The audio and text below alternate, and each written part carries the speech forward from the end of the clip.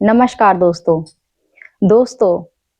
जितना ज़्यादा अंधेरी सुनसान जगहों पर, बीहड़ रास्तों पर अकेले चलने के लिए हिम्मत चाहिए होती है, ठीक उसी तरीके से जब हम अंदर उतरते हैं ना, तो अंदर उतरने के लिए उससे कहीं ज़्यादा हम हिम्मत चाहिए होती है। हम अकेले उन रास्तों पर चलने के लिए खुद को तैयार करते हैं, लेकिन अपने अंदर उतरने के लिए उससे कहीं ज़्यादा हिम्मत चाहिए होती है। मैं आपको एक चीज़ बता दूँ, आप अपने आप को 15-20 मिनट तक एक ही जगह पर, एक ही पोज़ में बैठने के लिए कहो, नहीं बैठ पाओगे। अगर आपसे कहा जाए आँखें बंद करके बैठ जाओ, नहीं बैठ पाओगे। क्यों? क्योंकि मन को कुछ चाहिए, कुछ मतलब अलग चाहिए, उसे मज़े करने के लिए चाहिए और उसे अपने अंदर मज़ा आता नहीं है। अब दोस्तों हिम्मत तो चाहिए। अगर मेडिटेशन किया जाए, मेडिटेशन करने पर जो ताप अपने अंदर उठता है, पता है, उस ताप को सहने के लिए हिम्मत चाहिए, क्योंकि उस ताप में बहुत तेज होता है और वो ताप ही है दोस्तों कि हमारे अंदर के जितने भी ज़्यादा नकारात्मकता है, जो भी हमारे विचार हैं, इच्छाएं हैं, सब जलकर नष्ट हो जाते हैं, क्योंकि वो ताप ही है हमारे तेज का, जिसे कि नष्ट होना ही पड़ता है। और वो नष्ट कैसे होता है? जब हम आसन लगाकर बैठते हैं, जब मूलाधार चक्र में जब वो एनर्जी ऊर्जा तैयार होती है और वो ऊर्जा ऊपर की तरफ बहने लगती है, तो दोस्तों वो ऊर्जा हमसे सहन नहीं होती है। लेकिन हाँ, हम धीरे धीरे अगर इसको करते हैं तो क्या है, ये प्रैक्टिस में आ जाता है, अभ्यास में आ जाता है, तो इसके वजह से हम करने में सफल हो जाते हैं। दोस्तों मैं आपको एक चीज और बता देती हूँ। देखो, एक समुद्र है, समुद्र में बहुत पानी है, अनलिमिटेड पानी है, लेकिन उसका पानी खारा है, उससे प्यास नहीं बुझ सकती। प्यास एक छोटा सा कुआं भी तुम्हारी बुझा देगा। ठीक वैसे ही ये एग्जाम्पल है इस चीज का कि तुम बड़े से बड़े नामी गुरु के पास तुम जाओगे तो तुम्हारी वो प्यास नहीं बुझाएगा, लेकिन जो एक छुपा हुआ है, जिसका कोई नाम नहीं है, अगर तुम उसकी संरक्षण में रहोगे, उसके आशीर्वाद के नीचे रहोगे, तो वो तुम्हें रास्ता जरूर दिखा सकता है। वैसे अगर मैं आपसे कहूं कि मेडिटेशन यानी कि घर पे बैठ के ही क्या नाम है, जो मैं आपको बताती हूँ, इन चीजों को करते जाओगे तो बाहर कहीं जाने की जरूरत भी नहीं पड़ेगी, क्योंकि मेहनत तो केवल तुमने करनी है।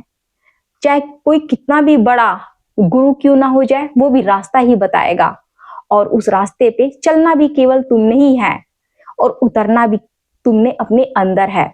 जब तक उतरोगे नहीं, कुछ संभव नहीं है।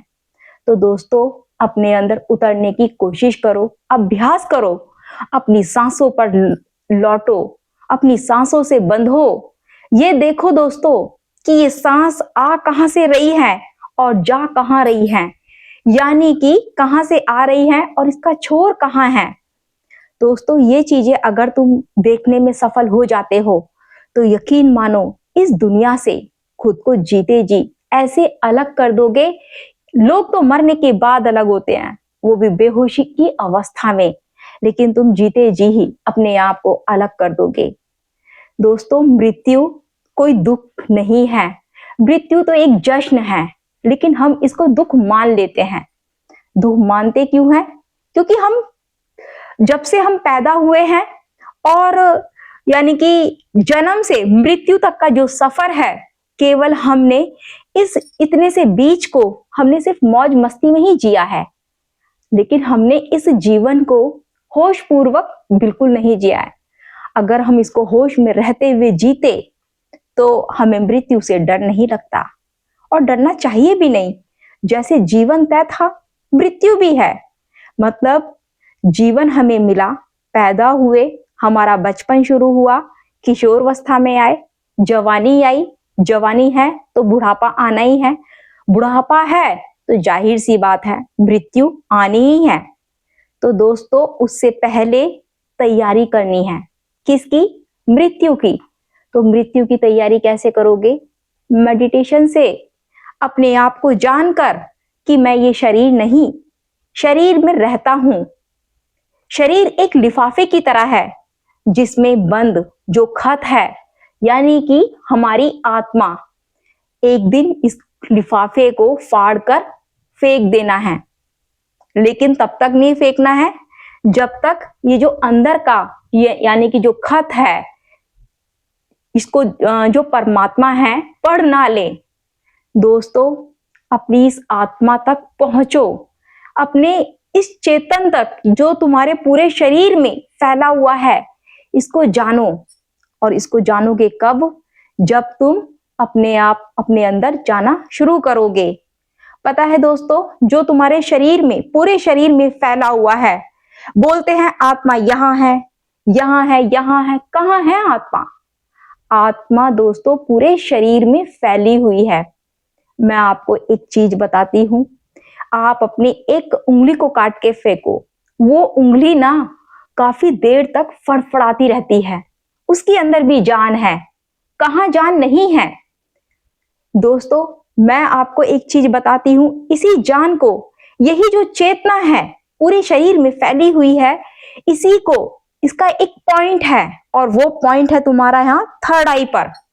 इसको जब तक जमा नहीं करोगे, सेव नहीं करोगे, तब तक कुछ संभव नहीं है। कहा जाता है इस चेतना को, मतलब सिमेट कर तुम यहां पर ले आते हो, तब तुम देखते हो कि हाँ, मैं ये शरीर नहीं हूं। और तब तक कुछ नहीं हो सकता जब तक तुम पूरे शरीर में विचरण कर रहे हो। पूरे शरीर में विचरण करने का अर्थ है कि इस पूरी पृथ्वी पर तुम विचरण कर रहे हो। तुम्हारा इस पूरी पृथ्वी पर, इस पूरे ब्रह्मांड में विचरण कर रहे हो। और यहां से मुक्ति पाने का अर्थ है कि तुम्हें अपने इस शरीर से अलग होना होगा, जीते जी इस शरीर के अंदर रहते हुए। मैं आपको एक चीज बता रही हूं, ये सारी की सारी बातें मनगढ़ंत है कि आत्मा यहां विराजमान है, कि आत्मा पेट के अंदर विराजमान है। नहीं, आत्मा एक चेतना के रूप में हमारे पूरे शरीर में फैली हुई है। अगर हम इस चेतना को सिमेटने में सफल हो जाते हैं, तो हम इस आत्मा को देखने में भी सफल हो जाते हैं। ये चेतना ही दोस्तों हमारी आत्मा है। ये चेतना बनके हमारे पूरे शरीर में फैली हुई है। मैंने आपको बताया कि अगर एक उंगली हमारे शरीर का कोई अंग कट के गिर जाए, तो पता है वो बहुत देर तक फड़फड़ाता रहता है, तुरंत शांत नहीं होता, उसे कुछ मिनट लगते हैं। क्यों? क्योंकि उसके अंदर चेतना बाकी है, वो नहीं निकली है। तो सोचो दोस्तों, आत्मा क्या उस उंगली के अंदर थी? नहीं, केवल चेतना थी। ठीक ऐसे ही पूरे शरीर के अंदर हमारी चेतना है। इस चेतना को सिमेटने में सफल हो जाओ दोस्तों। उससे पूछूं, भगवान को वहां ढूंढूं, मंदिरों में देखूं, आप तो ऐसे ढूंढ रहे हो जैसे कि आपने मान लिया है कि वो केवल मंदिरों में ही बैठा है, मान लिया है कि वो केवल दूर है। दूर नहीं है, परमात्मा तुम्हारे साथ है, तुम्हारा अंगीकार है, तुम्हारे अंग के साथ ही वो पैदा हुआ है। मतलब पैदा क्या, जब तुम पैदा हुए थे ना, वो तभी से तुम्हारे साथ है, लेकिन फिर भी हम उसको दूर समझते हैं,